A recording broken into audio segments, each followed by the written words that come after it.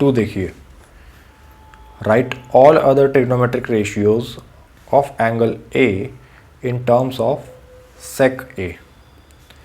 सारे trigonometric ratios को सेक के टर्म में लिखना है।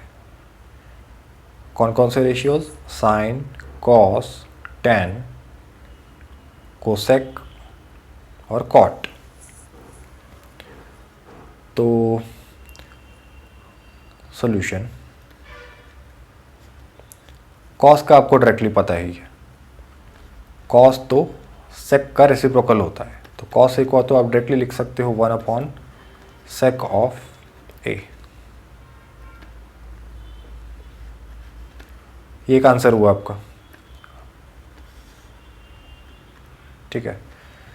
फिर अगर कॉस पता है तो साइन को भी लिखा जा सकता है। देखिए,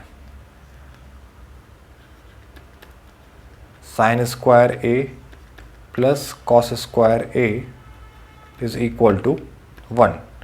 ये कहाँ से आया? ये पहली वाली आइडेंटिटी जो लिखी हुई है ये आपको लर्न है, तो इसे यूज़ किया डायरेक्टली।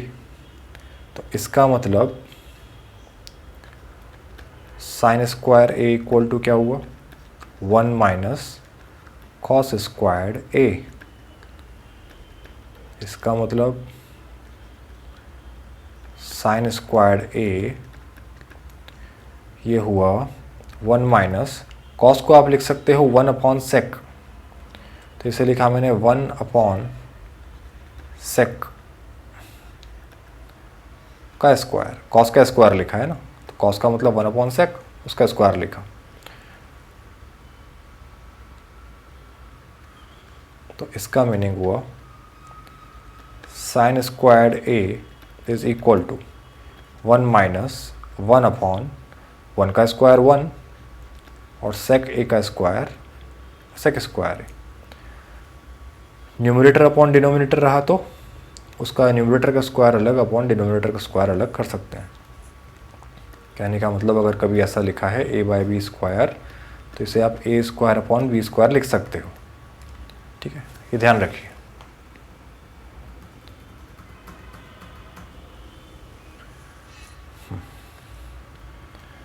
हाँ, तो अभी दोनों तरफ रूट कर दीजिए। तो root of sine squared A is equal to root of 1 minus 1 by sec squared A. Sine square A का रूट क्या होगा? सिंस साइन कोई पॉजिटिव वैल्यू है इसलिए हम डायरेक्टली रूट और स्क्वायर हटा सकते हैं। तो साइन स्क्वायर ए का रूट साइन ए ही होगा, is equal to root of 1 minus 1 upon sec square A. तो ये एक आंसर हुआ। तो 2 रेशियोज तो लिखे हमने, और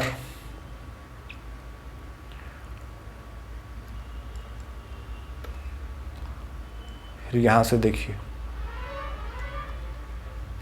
दूसरा जो आइडेंटिटी लिखा हुआ है, यहाँ पर लिखा है हमने 10 squared A plus 1 equal to sec squared A. तो यहाँ से लिखा जा सकता है 10 square A equal to sec square A minus 1। दोनों तरफ रूट कर दीजिए। तो root of 10 square A is equal to root of sec square A minus 1। 10 square A का रूट 10 कोई पॉजिटिव नंबर है, तो 10 स्क्वायर का रूट 10 ही हुआ, equal to root of sec square A minus 1। ये भी एक आंसर हुआ। हमें सारे ट्रिग्नोमेट्रिक रेशियोज़ को सेक के टर्म में लिखना है, तो यहाँ हमने 10 को सेक के टर्म में लिखा। तो कॉस को लिखा जा चुका है, 10 को लिखा जा चुका है और साइन को लिखा जा चुका है। अच्छा, 10 का रेसिप्रोकल होता है कॉट। 10 का रेसिप्रोकल कॉट होता है। तो यहाँ से आप लिख सकते हो tan को लिखा जा सकता है 1/cot,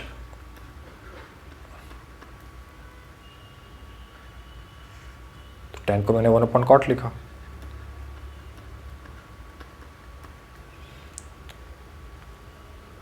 अब दोनों तरफ रेसिप्रोकल कर दीजिए तो क्या बन जाएगा, ये लेफ्ट हैंड साइड का रेसिप्रोकल cot A/1 मतलब cot A, और राइट हैंड साइड का रेसिप्रोकल 1/√1। तो cot को भी sec के टर्म में लिख दिया है, ये भी एक आंसर हुआ। ठीक है, tan हुआ, cot हुआ, cos हुआ और sin हुआ। अब कोसेक को और लिखना है आपको, तो इसके लिए आप या तो आइडेंटिटी यूज़ कर लीजिए कि कोसेक स्क्वायर 1+cot² होता है, या फिर आप साइन का रेसिप्रोकल कर दीजिए। ठीक है, जैसा भी आपको ठीक लगे।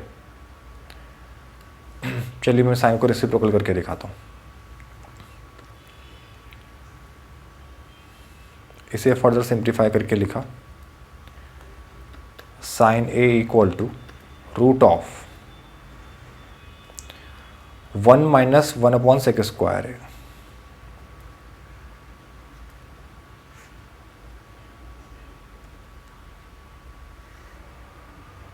1 -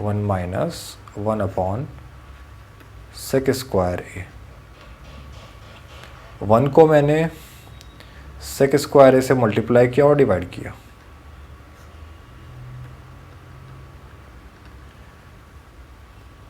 डिनोमिनेटर सेम बनाने के लिए, तो ये बन गया है sin of A =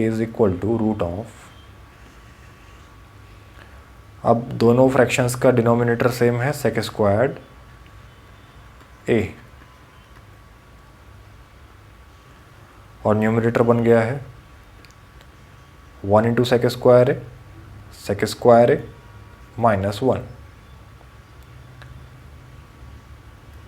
तो इसे आप लिख सकते हो sin of A =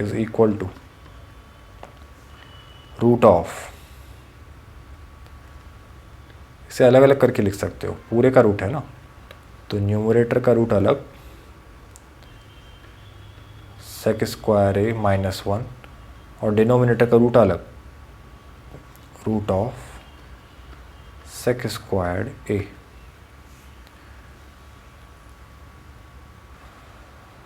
तो क्या आया यहाँ से, sin of A =